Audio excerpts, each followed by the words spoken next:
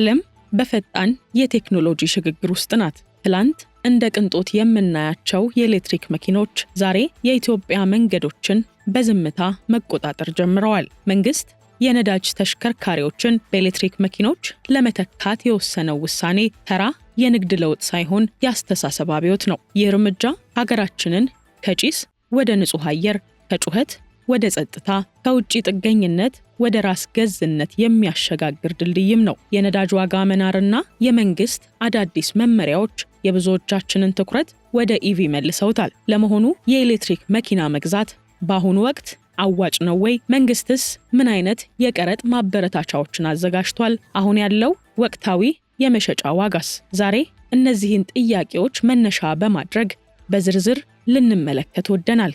ጤና ይስጥልን የተከበራችሁ የገበያ ቢዝነስ ተከታታዮቻችን እንደምን ቆያችሁ? ዛሬም እንግዲህ በሌላ ርዕሰ ጉዳይ ተመልሰናል። ለቻናላችን አዲስ የሆናችሁ ሰብስክራይብ፣ ቪዲዮን ደግሞ ከወደዳችሁት ላይክ በማድረግ እንድትጀምሩት እያልኩ ወደ ጉዳዩ አመራው።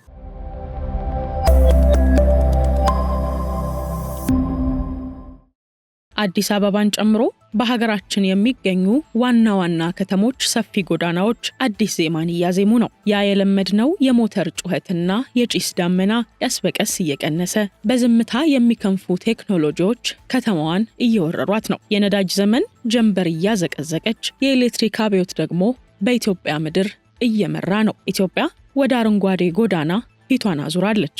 ካስመጪው ደጅ እስከ ተጠቃሚው ገራጅ፣ ከቀረጥ ነፃ ማበረታቻ እስከ ዘመናዊ ቻርጅ አደራረግ፣ የቴክኖሎጂና የቁጠባ ጋብቻ የሆነው የኤሌክትሪክ መኪና በሀገራችን ኢትዮጵያ። መንግስት አረንጓዴ አሻራን ከማስፋት ባለፈ የውጭ ምንዛሬን ለመታደግ ትልቅ የፖሊሲ ማሻሻያ አድርጓል።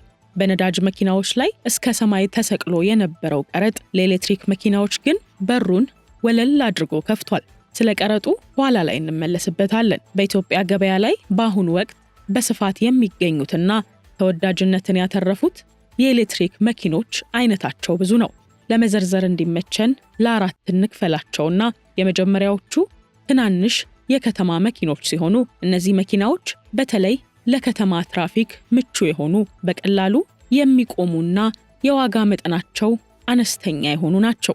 ሁለተኛው መካከለኛ የሚባሉት ሴዳን መኪናዎች ሲሆኑ ለቤተሰብም ሆነ ለቢሮ አገልግሎት የሚውሉ ሰፋ ያሉና ረጅም ርቀት መጓዝ የሚችሉም ናቸው። ሶስተኛው ደግሞ የመንገድ መኪኖች ሲሆኑ እነዚህ ከፍ ያሉ፣ ለኢትዮጵያ መንገድ ተስማሚ የሆኑና ሰፊ የጭነት ቦታዎች ያላቸው ናቸው። አራተኛውና የመጨረሻው የቅንጦትና የከፍተኛ ቴክኖሎጂ መኪናዎች ሲሆኑ ከፍተኛ የፍጥነት አቅም ያላቸውና እጅግ ዘመናዊ ቴክኖሎጂን የታጠቁም ናቸው። የኤሌክትሪክ መኪኖች ፍጥነት እንደ መኪናው አይነት፣ የሞተር አቅምና እንደ ተሰራበት ዓላማ ይለያያል። በአማካይ ግን መደበኛ የኤሌክትሪክ መኪኖች የሚባሉት አብዛኛው ሰው ለዕለት ተዕለት እንቅስቃሴ የሚጠቀምባቸው መኪኖች ከፍተኛ ፍጥነታቸው በሰዓት ከ150 እስከ 200 ኪሎ ሜትር ይደርሳል። በሌላ በኩል ከፍተኛ ብቃት ያላቸው መኪኖች በጣም ፈጣን ናቸው። እነዚህ መኪኖች በሰዓት ከ250 እስከ 320 ኪሎ ሜትር እና ከዚያ በላይ የመጓጓዝ አቅም አላቸው። በአማካይ አንድ የኤሌክትሪክ መኪና በሰዓት 160 ኪሎ ሜትር በምቾት መጓዝ ይቻላል። ሆኖም ግን ለባትሪ ዕድሜና ለደህንነት ሲባል አሽከርካሪዎች ከዚህ በታች ባለው ፍጥነት እንዲነዱ ይመከራል። እንደው ስለ ባትሪ ዕድሜና ጤንነት ካነሳው አይቀር የኤሌክትሪክ መኪና ሲባል ሁሉም ሰው ጭንቅላት ውስጥ ይህ ስጋት አለ። የኤሌክትሪክ መኪኖች በዓለም አቀፍ ደረጃ ተቀባይነትን እያገኙ ቢመጡም አሁንም ስለ ባትሪዎቻቸው ጥንካሬና ደህንነት የሚነሱ በርካታ ጥያቄዎች አሉ።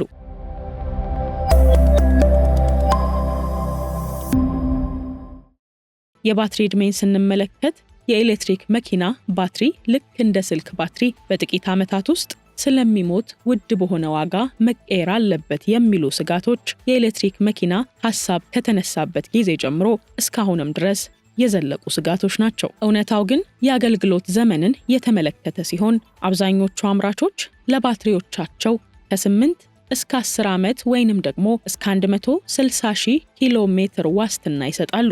ነገር ግን ጥናቶች እንደሚያሳዩት የባትሪ ዕድሜ ከዚህ በላይ ሊቆይ ይችላል። የባትሪ መበላሸት የሚባለው ባትሪዎች በጊዜ ሂደት አቅማቸው ቢቀንስም በአማካይ በዓመት ከ1% እስከ 2% ብቻ እንደሚቀንስ ይነገራል። ይህም ማለት ታዲያ ከ10 ዓመት በኋላም መኪናው ከዋናው አቅሙ 80% በላይ ሊኖረው ይችላል ማለት ነው። የሙቀት መቆጣጠሪያ ጉዳይ ደግሞ የዘመኑ መኪናዎች ባትሪ በጣም እንዳይሞቅ ወይንም ደግሞ እንዳይቀዘቅዝ የሚያደርግ የፈሳሽ ሙቀት መቆጣጠሪያ ስላላቸው እድሜያቸው እንዲረዝም ያደርጋል። የባትሪ ደህንነት ጉዳይና ብዙ ጊዜ በኤሌክትሪክ መኪኖችም የተስተዋለው የእሳት አደጋ ስጋቱን ስንመለከት ደግሞ የኤሌክትሪክ መኪኖች በቀላሉ ይቃጠላሉ፣ አንዴ ከተቃጠሉም ለማጥፋት አስቸጋሪ ናቸው የሚሉ ስጋቶች ቢሰሙም እውነታው ግን የመቃጠል እድላቸው መረጃዎች እንደሚያሳዩት በነዳጅ የሚሰሩ መኪኖች ከኤሌክትሪክ መኪኖች በበለጠ የመቃጠል እድል አላቸው። የኤሌክትሪክ መኪኖች የእሳት አደጋ የሚያጋጥማቸው በጣም አልፎ ነው። ምናልባትም ግን ይህ የመቃጠል አደጋ ቢያጋጥም ታስቦ የተደረገለት ጥንቃቄ የባትሪ ክፍሎች በአደጋ ጊዜ እንዳይሰባበሩ በጠንካራ ብረት ተከበው ነው የሚሰሩት።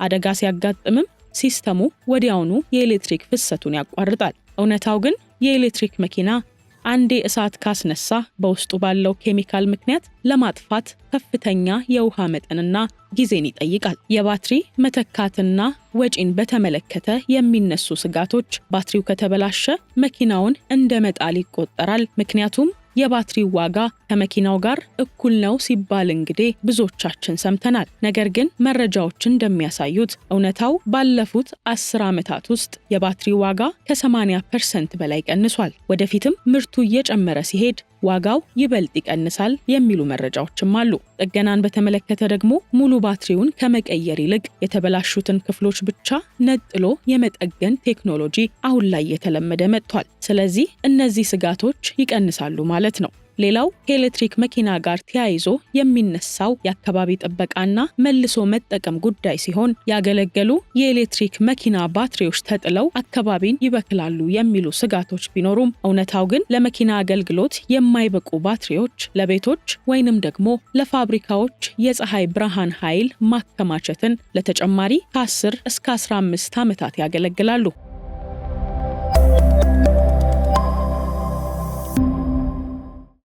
በሌላ በኩል በባትሪ ውስጥ ያሉ ውድ ማዕድናት እንደ ሊቲየም፣ ኮባልትና ኒኬል የመሳሰሉት እስከ 95% ድረስ ተመልሰው ጥቅም ላይ ሊውሉ ይችላሉ። ታዲያ የኤሌክትሪክ መኪናው ባትሪ ረጅም ዕድሜ እንዲኖረው ከ20% እስከ 80% ባለው ክልል ውስጥ ቻርጅ ማድረግ፣ ያ ማለት ሁልጊዜም 100% አለመሙላት፣ በጣም ከፍተኛ ሙቀት ባለበት ቦታ ላይ መኪናውን ለረጅም ጊዜ አለማቆም፣ ፈጣን ቻርጀሮችን ዘውትር ከመጠቀም ይልቅ አልፎ አልፎ መጠቀም ከባትሪ ዕድሜና ደህንነት ጋር የሚመጡ ስጋቶችን መቅረፍ እንደሚቻልም ነው መረጃዎች የሚያነሱት። የኢትዮጵያ መንግስት በቅርብ ዓመታት ውስጥ ወደ አረንጓዴ ኢነርጂ ለመሸጋገርና የውጭ ምንዛሬ እጥረትን ለመቀነስ የኤሌክትሪክ መኪኖች ላይ ከፍተኛ ትኩረት ሰጥቷል። ለተጠቃሚዎችም ሆነ ለአስመጪዎች መንግስት ያመቻቸው ዋና እድሎች አሉ። ከነዚህም መካከል የታክስና የቀረጥ እፎይታ አንዱ ሲሆን መንግስት የኤሌክትሪክ መኪኖች ከሌሎች የነዳጅ መኪኖች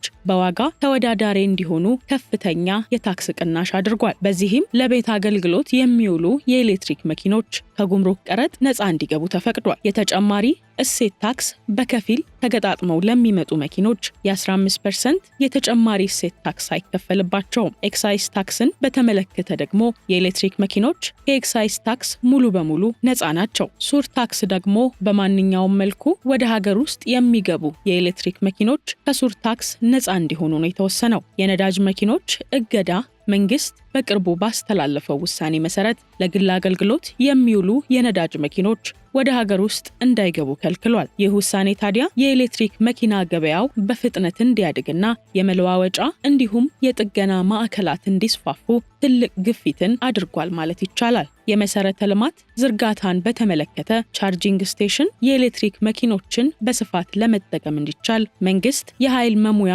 ማዕከላት በዋና ከተሞችና በፈጣን መንገዶች ላይ የኤሌክትሪክ መሙያ ጣቢያዎችን ለመገንባት ለግል ባለሀብቶች ፍቃድ እየሰጠ ይገኛል። የታሪፍ ማስተካከያንም በተመለከተ የኤሌክትሪክ መኪና የሚጠቀሙ ሰዎች ቤታቸው ውስጥ መኪናቸውን ሲሞሉ የሚከፍሉት የኤሌክትሪክ ክፍያ ዝቅተኛ እንዲሆንም ታስቧል። የሀገር ውስጥ መገጣጠሚያን ማበረታቻ መኪኖችን በሀገር ውስጥ ለሚገጣጥሙ ድርጅቶች ልዩ ድጋፍን ይደረጋል። ሙሉ በሙሉ ተገጣጥመው ከሚመጡ መኪኖች ይልቅ በሀገር ውስጥ ተገጣጥመው ለሚወጡት የሚጣለው ታክስ እጅግ በጣም አነስተኛ ነው። ይህም ታዲያ በሀገር ውስጥ የስራ ዕድል እንዲፈጠርና የመኪና ዋጋ እንዲቀንስ ይረዳል ማለት ነው። ታዲያ እነዚህ ማበረታቻዎች በአንድ ላይ ሲደመሩ የኤሌክትሪክ መኪና መግዛት ከነዳጅ መኪና በዋጋ እጅግ ርካሽ እንዲሆንም ያደርገዋል። በኢትዮጵያ ገበያ የኤሌክትሪክ መኪኖች ዋጋ እንደ መኪናው አይነት የባትሪ አቅምና እንደ አምራቹ ድርጅት የሚለያይ ነው። ታዲያ አነስተኛ የሚባሉት የከተማ መኪኖች ለከተማ ውስጥ እንቅስቃሴ ተመራጭ ሲሆኑ በአንጻራዊነት ዝቅተኛ የተባለ ዋጋም አላቸው። ታዲያ እነዚህ መኪኖች እንደየአይነታቸው ከ1.6 ሚሊዮን እስከ 2.4 ሚሊዮን ወይንም ደግሞ ከ1.3 ሚሊዮን እስከ 1.8 ሚሊዮን ድረስ በሚባል ዋጋ ይሸጣሉ። መካከለኛ ሴዳን መኪኖች ደግሞ በአሁኑ ወቅት በኢትዮጵያ መንገዶች ላይ በብዛት የሚታዩትና ለቤተሰብ ተመራጭ የሆኑት እነዚህ መኪኖች ከ4.2 ሚሊዮን እስከ 5.5 ሚሊዮን ብር እንደ ባትሪውና እንደ ሌሎች አማራጮች በእነዚህ ዋጋዎች ይሸጣሉ። ከዛም ባለፈ እነዚህ መካከለኛ ሴዳን መኪኖች ከ4.5 ሚሊዮን እስከ 6.5 ሚሊዮን፣ ከ3.3 ሚሊዮን እስከ 4.8 ሚሊዮን እንዲሁም ከ3.3 ሚሊዮን እስከ 4.5 ሚሊዮን የብር ገደማ እንደ መኪናው አይነት እንደ ባትሪ አቅማቸውና እንደሚያመርቱት ድርጅቶች አይነት በእነዚህ የዋጋ መሃሎች ይሸጣል። ከፍተኛ የቅንጦት መኪኖች የሚባሉት ደግሞ ሌላኞቹ ሲሆኑ ከፍተኛ ቴክኖሎጂና ረጅም ርቀት የመጓዝ አቅም ያላቸው ናቸው። ዋጋቸው ከ7 ሚሊዮን እስከ 10 ሚሊዮን ብር ባለው ዋጋ ገበያ ውስጥ አሁን ላይ እየተሸጡ ይገኛሉ። ታዲያ ከዚህ በላይ የጠቀስናቸው ዋጋዎች ከቀረጥ ነፃ መብት፣ ከባትሪ መጠን እንዲሁም ከወቅታዊ የዶላር ምንዛሬ አንጻር በየጊዜው ልዩነት ሊኖራቸው ይችላል።